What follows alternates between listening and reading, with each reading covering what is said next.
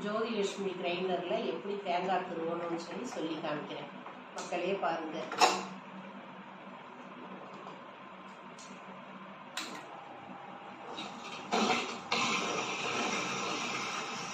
ஸ்மூத்தாக வீட்டுக்கு ஈஸியாக துருவலாம். 2 தேங்காய் வேணாலும் திருவி ஃப்ரிட்ஜில் வைக்கலாம்.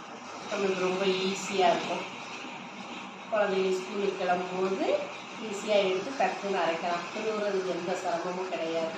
இது எங்களோட ப்ராடக்ட் தான், ஜோதிலட்சுமி கிரைண்டர்.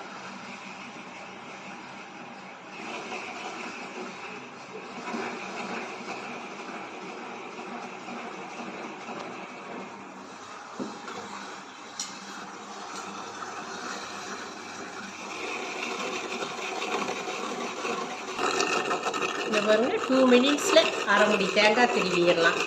இது ரொம்ப ஈஸியாக இருக்கும், ரொம்ப ஹெல்ப்பாக இருக்கும்.